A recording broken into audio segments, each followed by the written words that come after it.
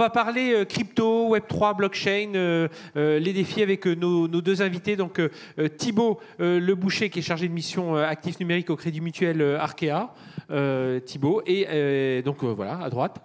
Et Valentin, qui est CEO de Cube3 ou Cube3, à la française, Cube3, tout à fait. voilà, à la française, on va dire, accélérateur de start-up dans l'innovation. Alors Thibaut, je vais démarrer avec toi. Alors n'hésitez pas encore une fois, posez vos questions sur Klaxoon, parce que c'est vrai que cet univers de la crypto, voilà, ça a été sulfureux, ça l'est un peu moins, en même temps, voilà, on va essayer de répondre à beaucoup de vos questions. Et aujourd'hui, justement, Thibaut, justement, comment casser les clichés de la crypto. Quand on a préparé cette interview, tu dis, moi, ce que j'aimerais là pouvoir, en parlant ici, c'est pouvoir montrer toute la diversité des produits des cryptoactifs. Alors, évidemment, on connaît le Bitcoin, mais il y a beaucoup de choses autour de ça. Alors voilà, nous dépeindre un peu cet univers.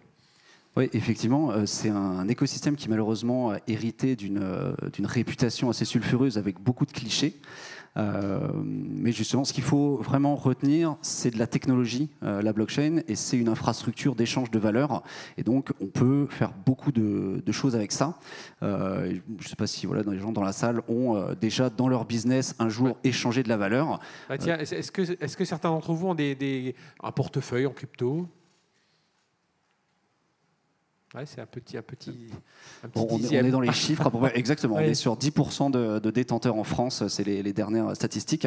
Mais qui a déjà échangé de la valeur ? En fait, tout le monde, parce qu'à partir du moment où on fait un paiement, on échange de la valeur. Et la blockchain, c'est une infrastructure qui va venir rendre toutes ces choses beaucoup plus efficientes. Donc, il y a encore des choses à avancer, hein, comme pour n'importe quelle infrastructure, comme pour Internet, il faut que ça évolue. Mais on amène des nouveautés, des choses qu'on doit regarder, parce que sur ne serait-ce que les paiements, ne serait-ce que sur tout ce qui est titrisation avec les marchés financiers, on va pouvoir, du côté financier en tout cas, améliorer beaucoup de choses et faire pas mal de trucs. Est-ce que c'est important d'avoir toujours cette valorisation, de se dire, alors le Bitcoin, ça vaut, je sais plus, ça doit être 87, peut-être plus d'ailleurs, enfin ça fluctue un petit peu, mais est-ce qu'il faut toujours avoir en tête, quand on est dans des cryptoactifs, d'avoir la valeur que cela vaut dans la monnaie, le dollar, l'euro, la monnaie qu'on utilise au quotidien ? En fait, non. Il y a beaucoup de cryptoactifs différents. Il y a des cryptoactifs qui vont servir à l'infrastructure et donc qui vont être valorisés parce qu'on en attend un certain retour. Mais il y a aussi, typiquement ce que je disais, par exemple de la monnaie. On peut faire circuler de la monnaie sur cette infrastructure. Un euro numérique qui va circuler, un stablecoin, il aura toujours la valeur d'un euro. On ne va pas fluctuer, on ne va pas faire de trading sur ce genre de choses. Pareil, si je tokenise une action, donc je représente une action sur cette infrastructure pour pouvoir l'échanger de manière plus efficiente, je ne vais pas avoir une valorisation qui va s'écarter de la valorisation de l'actif sous-jacent. On profitera de vos connaissances à tous les deux, parce qu'il se passe beaucoup de choses. Tu parlais de stablecoin avec Donald Trump notamment, hein, ça influence pas mal de choses. On reviendra sur ce sujet. N'hésitez pas à poser vos questions. Valentin, comment on peut favoriser justement une collaboration plus efficace entre les institutions plutôt traditionnelles, les banques, les assurances, et puis tout l'écosystème start-up, même si des liens se sont faits évidemment, hein, les banques et assurances ne sont pas fous, et ils voient quand même que c'est un secteur à part entière. Mais comment faire pour permettre d'accélérer l'innovation? Déjà, je pense que ce qu'on voit aujourd'hui avec Thibaut de Crédit Mutuel Arkea, qui est présent sur scène, parler de cryptoactifs, c'est une des évolutions de ce merge, de ce pont entre les startups qui travaillent dans l'écosystème Web3 et le monde traditionnel. En fait, pendant très longtemps, l'écosystème Web3 s'est incarné par Bitcoin, qui a été fondé en 2008-2009 pendant la crise de subprime, on le sait, qui aujourd'hui vaut plus de 100 000 euros. Ouais, c'est ça. C'est 120 000 $, ça augmente beaucoup. Ouais, avec j'étais des à récentes 113 annonces l'autre jour et 120. de Donald Trump hier encore, effectivement, on peut en parler. Mais l'incarnation des usages qui sont aujourd'hui présents sont bien plus larges que l'unique Bitcoin de 2008-2009. C'est un marché qui pèse des trillions et des trillions et qui est incarné par Bitcoin, mais aussi par d'autres usages. J'en cite 3. Tout à l'heure, à l'instant, Thibaut vient de parler de la tokenisation, c'est-à-dire de la représentation d'actifs de la vie réelle sur des blockchains. Pourquoi ? Plus de transparence, plus d'efficience, meilleure efficience des capitaux. C'est ça dont on parle. Ça représente des pertes d'emploi certainement pour pas mal de personnes qui travaillent dans le milieu des actions traditionnelles, mais c'est extrêmement important et nouveau. Un deuxième, dont on parlera sans doute aussi tout à l'heure, c'est une filiale de ça, les Real World Assets, donc les actifs de la vie réelle, plus particulièrement la représentation d'actifs qui étaient intangibles. Je prends un exemple, la tokenisation d'énergie renouvelable. Il y a des entreprises qui travaillent aujourd'hui à financer l'énergie renouvelable en France et en Europe en représentant 1 kWh d'énergie future. Bon, 1 kWh d'énergie future, avant, c'était, on ne savait pas trop ce que c'était un représentable ininvestissable. Aujourd'hui, ça le devient, et ça permet d'investir sur quelque chose d'hyper important, la transition écologique. C'est ces innovations-là, quand on va voir des banques, où c'est plus que de la simple spéculation, même si Bitcoin est plus que ça, qui va les intéresser, qui va intéresser le monde des assureurs, et puis bien évidemment la réglementation. Alors en France et en Europe, on était très en avance depuis 2017-2018. Encore plus en 2025, cette réglementation rassure les institutions établies qui font le choix maintenant de proposer des actifs numériques pour leurs clients ou de travailler avec des licornes françaises qui ont pu grandir ces 10 dernières années, parce que c'est un écosystème très récent quand même. En fait, et je nous mets dans le lot, hein, mais c'est un peu la communication, les médias qui sont un peu les fautifs là-dedans. C'est parce que quand on communique, nous, beaucoup, c'est parce qu'on va parler soit des histoires, des fraudes, parce que tout ce qu'il y a eu ces derniers temps, soit on est beaucoup sur le côté spéculatif. Alors que justement, on devrait être davantage, ça commence à rentrer dans ma tête, mais ça devrait être davantage à parler de... C'est le jeu des médias. Avant de faire Cube 3, j'ai eu l'occasion de travailler quelques années à Ouest France et beaucoup avec Guillaume Sommer sur BFM Business également. Les actualités qu'on traitait, c'était les actualités qui faisaient la vie de l'écosystème. Quand c'est la faillite de FTX, on ne va pas passer à côté de la faillite d'une des plus grosses plateformes d'échange de crypto-monnaies. Mais c'est ce qui se passe en surface. Les changements plus profonds, eux, on les étudie sur 10 ans et ça intéresse moins le public au quotidien, c'est sûr. Thibaut, comment tu vois l'évolution justement de l'adoption des cryptoactifs, donc de toutes ces technologies blockchain dans le secteur bancaire, dans le secteur entrepreneurial aussi en 2025, alors en France, en Europe, puis nous dire un petit peu pourquoi aujourd'hui ce contexte international est un peu secoué par un Donald Trump. Oui, au niveau des acteurs bancaires, on a, comme disait un petit peu Valentin, une fusion qui va se faire entre ce qu'on appelle la finance traditionnelle et la finance plutôt décentralisée. Une fusion qui va dans les deux sens, en fait. On a des actifs de la finance traditionnelle qu'on va tokeniser, qu'on va représenter sur ces infrastructures. Et puis à côté de ça, on a des asset managers qui se disent c'est des actifs comme les autres, on va proposer des produits d'investissement sur ce type d'actifs, et donc on rentre avec le risque associé. Avec le risque associé, exactement. Mais on rentre plutôt on fait rentrer les actifs, les cryptoactifs dans la finance traditionnelle. Donc il n'y a plus trop de doute sur le fait que ces deux écosystèmes vont finir par un petit peu fusionner, et donc toutes les banques s'intéressent à ce sujet, avec ce petit frein qui est à la fois la réglementation. Alors on a une nouvelle réglementation européenne qui est entrée en vigueur le 30 décembre 2024, donc c'est encore assez récent. Et puis il y a le pas technologique à passer, parce qu'il faut bien comprendre que comme c'est tout un changement d'infrastructure, il ne s'agit pas d'avoir 5 personnes qui sont expertes du sujet pour proposer un service. Il faut restructurer beaucoup de choses dans les institutions. Donc ça prend beaucoup de temps, ça prend plus de temps qu'une start-up qui va monter ça avec 5 personnes et qui va se concentrer que là-dessus. Voilà. Donc on sent que de toute façon, tout ça va finir par collaborer, par fusionner. On va revenir sur les usages un instant, mais je reviens sur ma question. Pourquoi là, on entend beaucoup Donald Trump parler des stablecoins, et pourquoi ça perturbe un peu le marché en ce moment? Ou ça bouscule en tout cas, plutôt. Oui, ça bouscule. En fait, Donald Trump, alors pour des raisons qui lui sont propres et qui ne sont pas forcément à mettre en avant, est très pro-crypto, comme d'autres dirigeants. Donc forcément, ça amène beaucoup plus il a facilité l'investissement des acteurs institutionnels américains.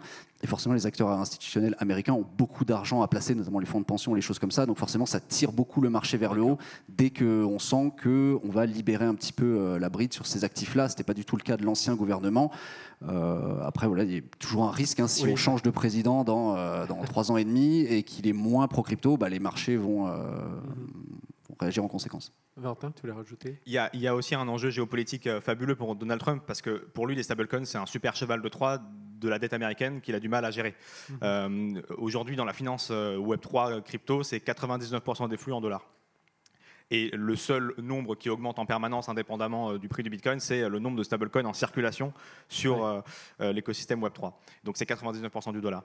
Et ben pour Donald Trump, c'est une manière aussi de diffuser cette dette, de continuer à faire l'hégémonie du dollar, ce qui est bien plus que les ratios traditionnels entre le dollar et l'euro et les autres monnaies. C'est plutôt 70-80%. Ça reste évidemment le dollar qui domine, mais là c'est astronomique la manière dont c'est le cas sur les actifs numériques et le Web3. Donc c'est aussi un super outil géopolitique pour diffuser son pouvoir et faire passer sa dette. Non, mais c'est comme ça qu'il faut le voir, parce que c'est vrai qu'on en parle beaucoup. On dit, voilà, ce que tu disais, il y a une influence et hop, le Bitcoin reprend quelques pourcents. Sur les usages très concrets, alors tu l'as dit un peu sur le kilowattheure, mais qu'est-ce qu'il y a comme autre usage très concret en France?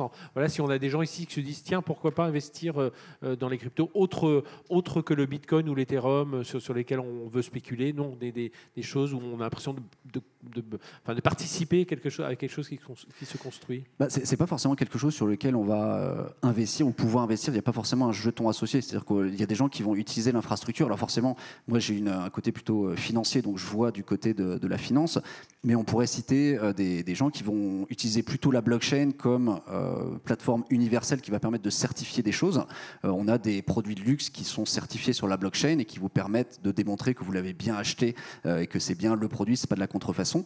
On a des marques, par exemple une marque de bière qui va enregistrer sur la blockchain toutes les chaînes, toutes les suites de production de leur bière, et à la fin ils mettent un QR code et puis vous pouvez regarder et puis vous êtes sûr que ça n'a pas pu être modifié a posteriori parce que la blockchain certifie ça. Vous avez une école d'ingénieurs en France qui certifie ses diplômes aussi sur la blockchain. En fait, il y a beaucoup de cas d'usage et tous ces cas d'usage ne sont pas forcément associés à un token dont le prix va monter ou descendre. Des fois, l'infrastructure, elle est juste là pour certifier ou pour s'échanger. C'est vraiment l'univers de la blockchain dans le dur de la blockchain. Oui, exactement. Et c'est ça qu'il faut bien comprendre, c'est que c'est pas toujours une question de spéculation, c'est pas toujours une question de prix. On est sur vraiment juste une infrastructure, une technologie, et il faut l'utiliser comme tel. Et toi, Valentin, les exemples que tu suis, avec Cube3? Moi, il y a deux domaines dans lesquels je suis vraiment fan et je pense qu'il y a beaucoup d'avenir. La première, on en a parlé, c'est les actifs de la vie réelle. S'il y a un projet qui représente un peu ça serait le projet, je vais dire Centrifuge, qui est un projet qui a un token pour le coup, mais là, c'est pas un conseil d'investissement. Et la deuxième catégorie globale, c'est la finance décentralisée, qui est en constante augmentation, à peu près au même niveau que les stablecoins. Là, l'entreprise qui récupère 80% de cette valeur, de cette finance dite décentralisée, c'est le protocole AAV, qui en gros permet d'échanger. Vous pouvez placer, un exemple très simple, un bitcoin à 100 000 $ pour emprunter contre ce bitcoin-là 70-80 000 stablecoins en dollars ou en euros, probablement plus en dollars, en gardant la propriété du bitcoin. Et après, vous faites un emprunt et vous le remboursez.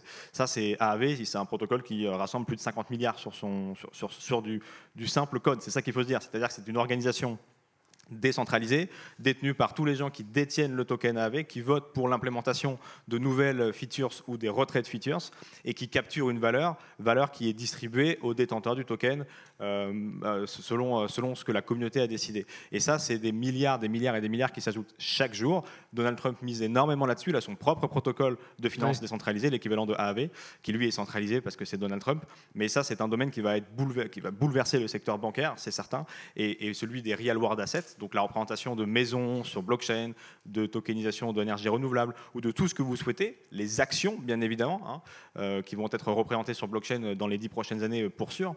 Et bien tout ça, ça sera une valeur énorme qui va arriver et qui pourra s'échanger très facilement contre des Ethereum ou des Bitcoins. Je reste dans le domaine financier. Est-ce qu'un jour mon banquier du Crédit Mutuel de Carhaix pourra me proposer d'acheter des cryptos? Je ne suis pas sûr d'avoir le droit de répondre à cette question. Je vais le faire pour Thibaut. Oui. Évidemment. Alors, je ne sais pas si on peut discuter peut-être avec quelqu'un si j'ai des conseils, mais c'est évident parce qu'il n'y a pas de date. C'est là où je me mouille pas trop. Mais la réponse est oui, c'est certain.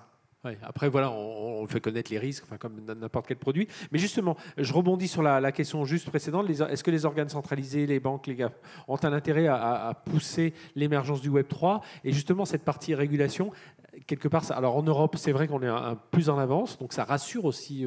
Aujourd'hui, ça permet de consolider un peu le marché, un peu, Valentin et Thibaut. Depuis hier, ça a un peu changé parce qu'il y a eu pas mal de votes côté États-Unis qui ont fait bouger le marché. Il y a 2 choses nouvelles qui sont arrivées hier, donc heureusement qu'on n'était pas hier à la table ronde parce que c'est arrivé hier soir.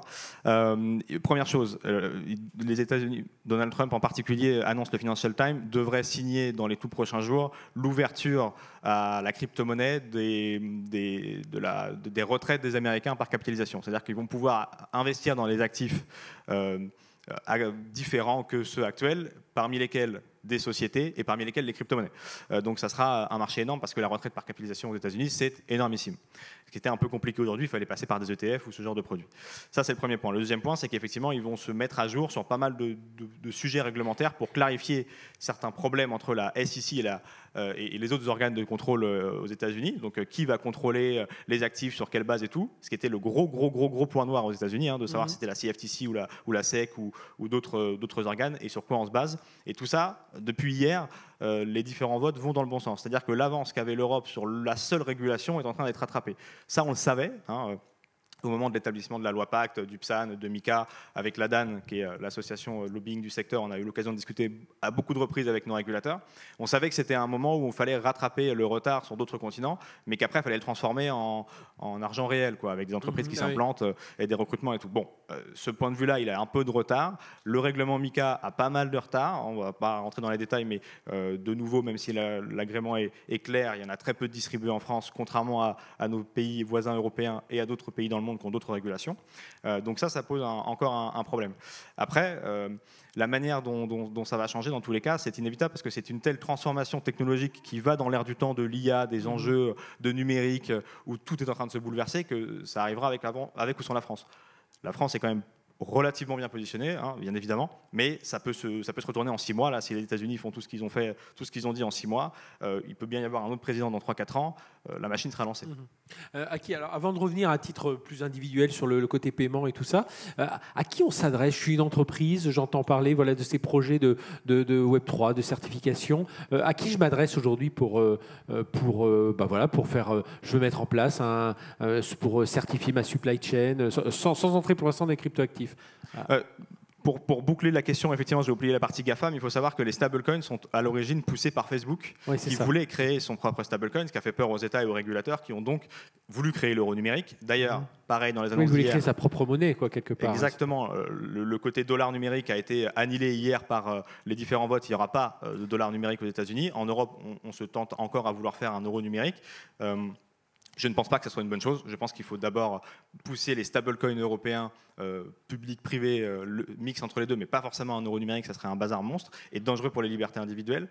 En revanche, pour revenir sur le point que tu viens d'évoquer, il y a tout un tas d'entreprises aujourd'hui qui sont établies, qui sont agréées, qui ont les normes ISO, ce qu'on veut. Il y a des cabinets comme Capgemini, comme KPMG qui font très bien le travail, comme Deloitte sur la partie certification. Il y a des champions européens en France, des licornes, je pense à Ledger bien évidemment, qui permet de sécuriser ses actifs numériques sur des clés, qui a été fondé par Eric Larchevêque, qu'on voit beaucoup sur M6.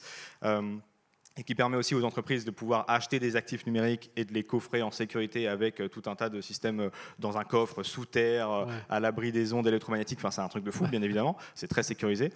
Donc, il y a tout un tas de panels qui permettent de répondre à beaucoup de sujets. Je pense que le plus simple, c'est toujours la même chose. C'est quand même d'aller voir son banquier parce que le banquier qui aujourd'hui dit c'est très... Il y a encore 6 mois, 1 an, on envoyait des lettres pour avertir les clients que c'était dangereux d'investir dans les actifs numériques. Il y a beaucoup de banques qui faisaient ça. Maintenant, c'est moins le cas. J'espère que ça sera plus du tout le cas et que demain, les CGP, les banquiers, les conseillers patrimoniaux pourront orienter le public, que ce soit sur un actif financier ou que ce soit sur un usage qui permet d'accélérer l'adoption de cet écosystème. Je pense aussi aux factures dématérialisées qui seront obligatoires et le suivi des factures là, dans les tout prochains mois. C'est des sujets qui sont traités par la blockchain et qui sont immuables et c'est la meilleure manière de répondre. Et puis surtout, on l'a vu hier, c'est Labelfort, la startup qui certifie justement ce que l'IA permet de faire de façon frauduleuse. Voilà, on va avoir encore plus besoin de ces technologies. Crypto, produits d'investissement, moyen de paiement. Enfin, on y a déjà un peu répondu, Thibaut. Les deux et aussi aucun. En fait, l'écosystème, comme je disais, c'est une infrastructure. Donc il n'y a pas forcément de jetons associés. S'il y a un jeton associé, ça peut être un produit d'investissement si le jeton a une valeur qui fluctue parce que c'est un jeton par exemple de protocole et qu'en fonction de la valeur qu'on va donner au protocole, on va plus ou moins valoriser le jeton, selon aussi s'il verse une sorte de dividende ou pas au porteur. Et puis moyen de paiement pour les stablecoins, puisque un stablecoin, ça va garder la valeur $1 ou €, donc finalement, on ne va pas investir sur €1 quand on est en euros, ou alors pour faire du forex, pourquoi pas. Mais voilà, donc ça peut être un petit peu tout. Qu'est-ce qui va t'intéresser avec Cube3, accélérateur de start-up, mais dans les start-up qui vont venir te voir, Valentin, qu'est-ce que tu vas regarder au-delà de la relation de l'entrepreneur, de sa connaissance, de sa technologie, mais voilà, qu'est-ce qu'il faut regarder? La première chose que je regarde, c'est l'humain. On a d'ailleurs fait, Thibaut était passé il y a quelques mois, un concept assez unique en France où on a enfermé dans un cube géant de 25 mètres carrés d'écran 25 entrepreneurs pour les tester avec Eric Larchevêque, Amixem et d'autres créateurs de contenu, parce que c'est l'humain qui fait la différence à la fin des fins, surtout dans des startups extrêmement jeunes. Donc c'est d'abord l'humain, et puis ensuite c'est ce qu'il y a dans les projets, est-ce que ça touche à des vraies technologies qui ont de l'avenir. Moi, ce que je dis toujours à Cube3 depuis le début, c'est qu'on est pour le Web3 du quotidien. Le projet d'énergie renouvelable dont je parlais tout à l'heure, c'est un des projets qu'on a accompagné à Cube3 à Angers, qui s'appelle Dogo, qui va obtenir dans les tout prochains jours les agréments auprès de l'AMF et de l'ESMA pour pouvoir établir son lancement auprès du grand public. Il y a deux autres thématiques que j'aime beaucoup. Il y en a un on parlait des assurances, révolutionne le monde de l'assurance obsèques. C'est 3 personnes qui ont 20, 30, 40 ans cumulés dans le monde des assurances obsèques, qui ont vu des difficultés, notamment quand il y a des manques de prise en charge au moment où il y a un pépin dans la famille et qu'il y a un reste à charge, et qui devait être la personne qui a annoncé le reste à charge, qui en a eu marre et qui a essayé de retransformer ce contrat obsèque nouvelle génération. Avec de la blockchain pour plus de transparence, être sûr qu'il n'y a pas de reste à charge au quotidien dans ces sujets-là. Faire la télétransmission avec tout le bazar, je parlais de West France tout à l'heure, des décès, des actes de décès, et que ça va aller le plus vite possible, et d'utiliser la finance décentralisée dans le cadre de la réglementation pour battre l'inflation et pas avoir de reste à charge. Et ça, il utilise le Web3 parce que c'est la meilleure manière de faire. Et le dernier point que j'aime beaucoup, c'est un projet qui s'appelle Bounty, qui là révolutionne le contrat fidélité entre les marques, les commerçants et les clients, et qui en fait permet, avec son simple téléphone, avec Apple Pay, Google Pay ou votre carte bancaire, de devenir fidèle de n'importe quel magasin, parce qu'il va implémenter un petit logiciel Web3 dans la carte bancaire au moment du paiement, et de manière totalement RGPD compatible, sans demander l'information des clients, sans demander le numéro de téléphone, l'adresse ou quoi. Vous allez pouvoir cumuler des points avec Ingenico, avec Stripe, avec tout un tas de collaborateurs de TPE avec qui ils travaillent. Et ça révolutionne le contrat fidélité qui est vraiment perdu aujourd'hui, où on passe énormément de temps à donner son numéro de téléphone, à l'oublier, à perdre du temps en caisse, et ainsi de suite. Donc c'est 3 domaines. Il y en a certains qui sont spéculatifs, il y en a d'autres qui ne le sont pas du tout, mais qui sont permis par l'instantanéité de la blockchain, son immuabilité et son efficience en termes de capitaux et d'informations très rapides. Bon, merci à tous les deux. On va vous retrouver dans la Digital Room dans un instant. Juste une dernière question. Là. Que devons-nous acheter en ce moment? Quelle plateforme? Là, c'est pareil, je ne vais pas pouvoir vous répondre là-dessus. Je ne vais pas faire de conseils financiers, mais renseignez-vous bien avant. Ça peut monter très vite, ça peut descendre très vite aussi. Donc voilà, bien se renseigner. Voilà, merci en tout cas. Je trouve que vraiment, c'était très clair. Merci à tous les deux infiniment de nous avoir bien éclairés. Il y a la Digital Room, donc vous allez passer juste à côté avec Fred Nicolas de French Tech, voilà, pour poursuivre voilà, ces échanges. Et puis, bien entendu, vous serez avec nous au déjeuner. On peut remercier à nouveau Valentin et Thibaut de nous avoir rejoints. Et puis accueillir dans un instant Serge Palaric de NVIDIA. Alors, on peut les applaudir.